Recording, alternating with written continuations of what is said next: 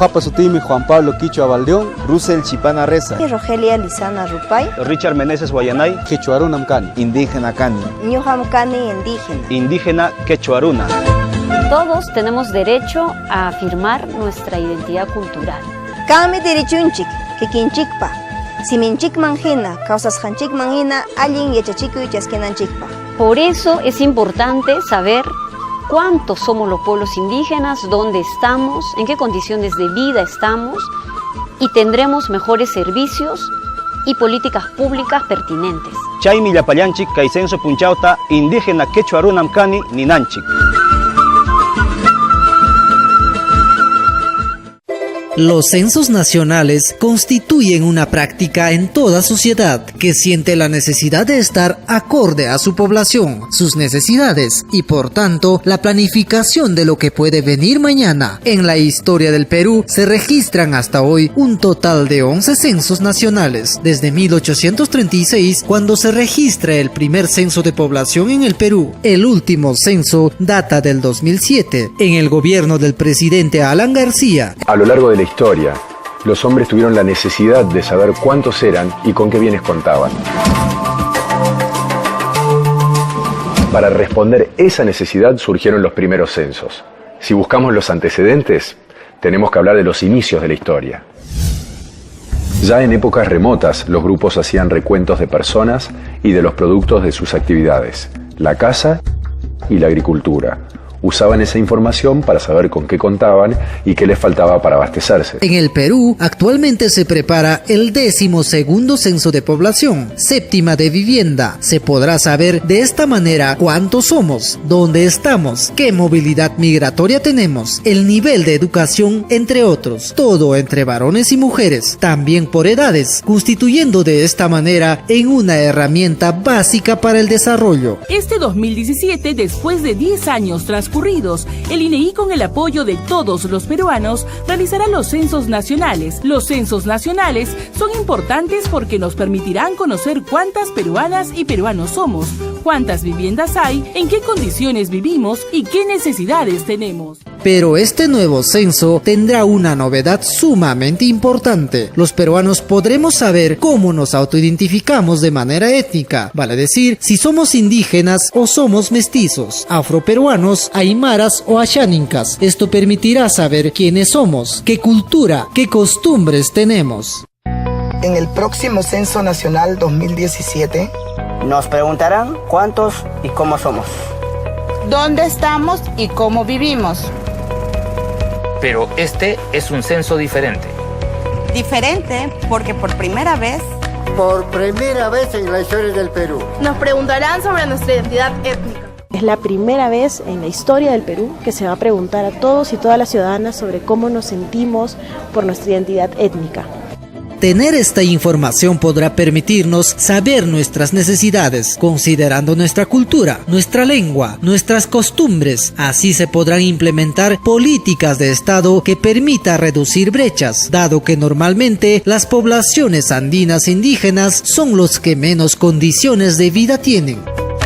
Una pregunta importante que le permitirá al Estado recoger información para mejorar sus acciones y proyectos dirigidos a la población indígena y afroperuana. Soy quechua, aymara, shipiba, negro, samba, cucama cucamiria. Soy uro, soy xiwilu, quechua, xavi, afroperuana. Mi identidad cuenta.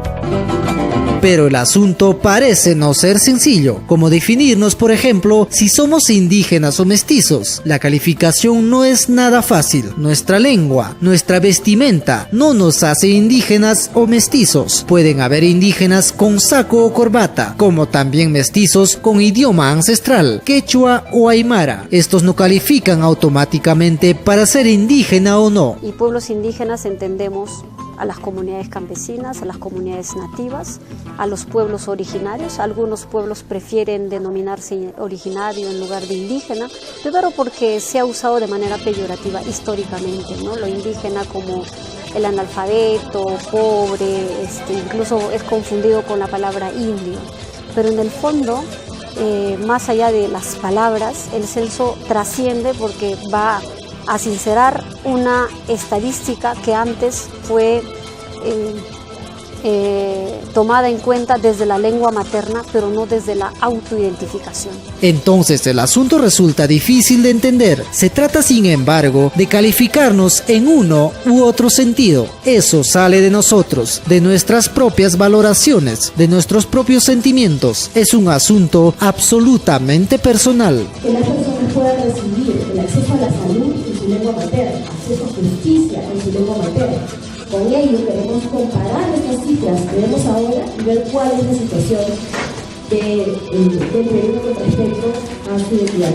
Para que la gente sienta que la ley también resuelve las grandes necesidades, demandas y exclusiones que todavía vivimos los pueblos originarios a la fecha.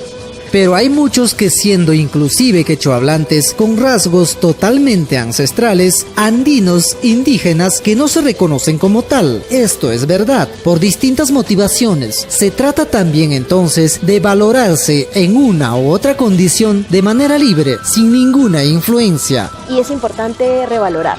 Muchas veces hablamos de la riqueza de nuestro país, de que nos sentimos orgullosos del Perú, pero conocemos muy poco de eso.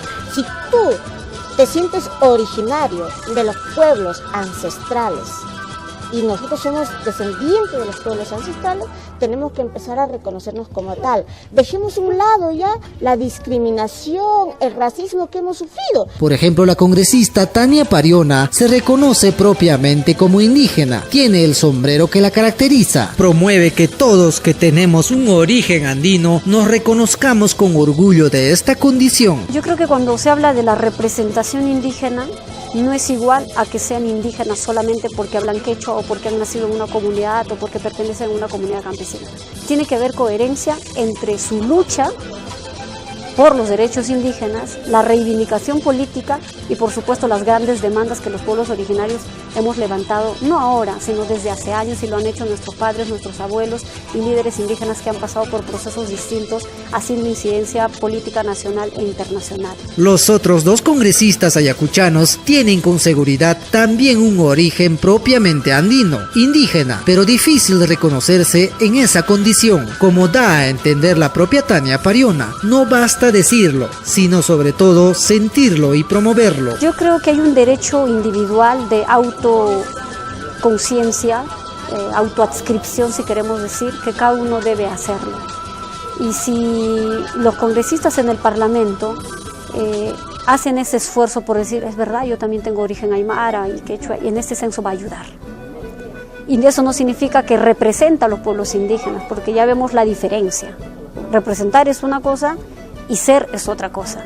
O sea, uno puede ser, por supuesto, de hecho, indígena, pero si representas tiene que haber una coherencia mínima en tu lucha, ¿no? Y entonces nosotros, cada uno de nosotros, nos sentimos indígenas, mestizos, afroperuanos. Tenemos que ir buscando nuestra propia identidad, no por miedos ni vergüenzas, sino reconociéndonos como tal. Eso resulta fundamental, que queremos vivir orgullosos de lo que somos y lo que sentimos. Un tema importante que irá marcando nuestra propia identidad, nuestra propia valoración como personas, como ciudadanos.